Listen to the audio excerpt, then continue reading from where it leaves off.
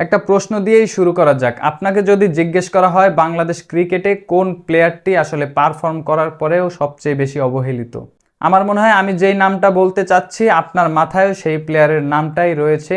সেই প্লেয়ারটা হচ্ছে নাসুম আহমেদ। হাতুড়ে সিংহের চরকাণ্ডের ঘটনা, এরপরে দলের বাইরে থাকা দীর্ঘদিন এবং অবশেষে শেষ পর্যায়ে এসে তার বাবার সাথে সম্পর্ক বিচ্ছেদের যে গুঞ্জন, সেটি নিয়েও অনেক জল্পনা কল্পনা বিতর্ক চলেছে। তবে নাসুম তার যেই পারফরমেন্স বল হাতে, সেটি কোনো বিতর্কিত হয়নি এখন পর্যন্ত। নাসুম দলে সুযোগ পান, বল করেন, উইকেট নেন এবং স্কোয়াডের বাইরে চলে যান, অবশেষে দলেরও বাইরে চলে যান হুট করেই, কোনো কারণ ছাড়াই। তবে 2 বছর পরে নাসুম পাকিস্তানের বিপক্ষে এসে 22 রানে 2 উইকেট সংগ্রহ করে আরও একবার প্রমাণ করেন নাসুম যে এই দলটাতে এসে পারফর্মই করে যায়। তবে আবারও চলে যান নাসুম দলের বাইরে, অবশেষে ডাচদের বিপক্ষে এসে সুযোগটা মেলে, সেক্ষেত্রে 21 রানে 3টি উইকেট সংগ্রহ করে আরও একবার নিজের জাত চেনান। তবে সেই নাসুম আহমেদ আরও একবার দল থেকে ছিটকে যান টিম কম্বিনেশনের কারণে।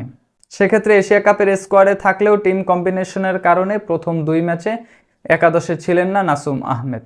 তবে সোশ্যাল মিডিয়ার চাপে পড়ে হোক কিংবা কন্ডিশনের ডিমান্ডে হোক অথবা দলের বাজে পারফরমেন্সের কারণে হোক, অবশেষে তৃতীয় ম্যাচে আফগানিস্তানের বিপক্ষে একাদশে সুযোগ পান নাসুম আহমেদ এবং সেই নাসুম আরও একবার আফগানিস্তানের বিপক্ষে বাজিমাত করেন তার পারফরমেন্স দিয়ে।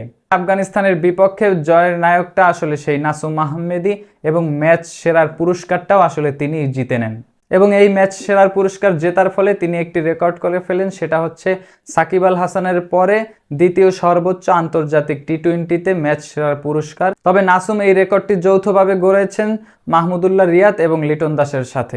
সেক্ষেত্রে সাকিব আল হাসানকে ছাড়িয়ে যাওয়ার সুযোগটা রয়েছে নাসুমের সামনে, যদি কিনা সুযোগটা মেলে এই দলে একাদশে।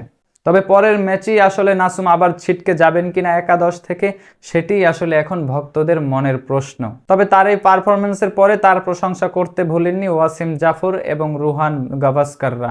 সেক্ষেত্রে এই পারফরমেন্সের পরেও আসলে নাসুম পরবর্তী ম্যাচে দলে সুযোগ পাবেন কিনা, সেটাই এখন আসল প্রশ্ন। তবে আপনার কি মনে হয় নাসুম আহমেদ পরবর্তী ম্যাচে বাংলাদেশের একাদশে সুযোগ পাওয়ার যোগ্য কিনা এবং তার বিগত পারফরমেন্সগুলো আপনি কিভাবে দেখছেন? কমেন্ট বক্সে আপনার মূল্যবান মতামত জানাবেন।